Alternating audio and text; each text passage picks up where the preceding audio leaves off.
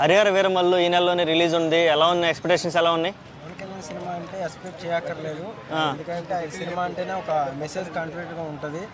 So ఆయన తీసుకున్న ఈ కంటెంట్ సినిమా కూడా చాలా పెద్దది కంటెంట్ ఇది.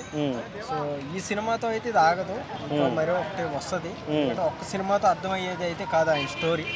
సో అలాంటి వ్యక్తి స్టోరీ తీసుకుని ఒక సినిమా తీస్తున్నాడంటే ఒక జనాలకి మంచి మెసేజ్ అయితే అనుకుంటాను. ఓకే, సినిమా మీద హై ఎక్స్పెక్టేషన్స్ ఉన్నాయి. అందులోనూ చరిత్ర గురించి తీస్తున్నారు. గెటప్ కూడా వెరైటీగా ఉంది. ఇప్పటివరకు పవన్ కళ్యాణ్ సోషల్ కంటెంట్ చేశాడు కానీ ఇటువంటి చరిత్ర హిస్టరీ ఎప్పుడు చేయలేదు. ఆ ఎలిమెంట్ని ఎలా తీసుకెళ్తాడంటావు ప్రజల్లోకి? అంటే మరొక గబ్బర్ సింగ్ చూస్తాను, మరొక చావా అనుకోవచ్చా పోనీ? ఎందుకంటే ఆ మనిషి తీసుకున్న కథ మనిషిది కూడా చాలా అరుదుగా మాట్లాడే వ్యక్తి గురించి ఆ కథని బయటికి తేవటం అన్నది చాలా డైరెక్టర్ గారు నిజంగా వాట్సాప్ అని చెప్పొచ్చు. సో జనాల్లోకి కంటెంట్ కంపల్సరీ వెళ్ళాలి. ఒక మనిషి గురించి అక్కడ ఆగిపోయిన కథని అక్కడి నుంచి ఏం జరుగుంటుంది అన్నది ఈ సినిమా.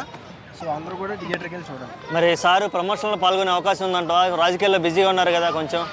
ఆయన బిజీగా ఉన్న వాళ్ళ సేవకులు ఎవరైతే ఉన్నారో వాళ్ళు ప్రమోషన్ ఆల్రెడీ మొదలుపెట్టారు, అది ఆగదు. ఓకే, ప్రీ రిలీజ్ ఈవెంట్ ఎక్కడ జరిగితే బాగుంటుంది అనుకున్నాను? అటు ఆంధ్రానా ఇక్కడ హైదరాబాద్లో జరగాల? పిఠాపురంలో ప్రీ రిలీజ్ ఈవెంటా? అది పిఠాపురంలో జరిగితే ఆ లెక్క వేరు. ఎందుకంటే అంతమంది ప్రేమతో గెలిపించుకున్నారు కాబట్టి. సో ఈ సినిమా కూడా ఆయన గెలిచిన తర్వాత వచ్చే సినిమా కాబట్టి అక్కడే జరిగితే హ్యాపీ. సినిమాకి డైరెక్టర్గా కృషి గారు ఉన్నారు, మరి ఆయన ఎక్కడ కనపడతలేదు, మీడియా ముందు సైలెంట్గా ఉన్నాడు. ఏంటి ఏమైనా క్లాషెస్ ఉన్నాయా? లేకపోతే ఇప్పుడు ఒకళ్ళు సైలెంట్గా ఉన్నారు అంటే ఏది క్లాషెస్ అయినాయి లేదా గొడవలేని లేకపోతే అని కాదు. సింహం సైలెంట్గా ఉందంటే ఒక వెనక అడిగేసిందంటే ముందుకు దూకిద్దని అర్థం. సో వెయిట్ చేయండి.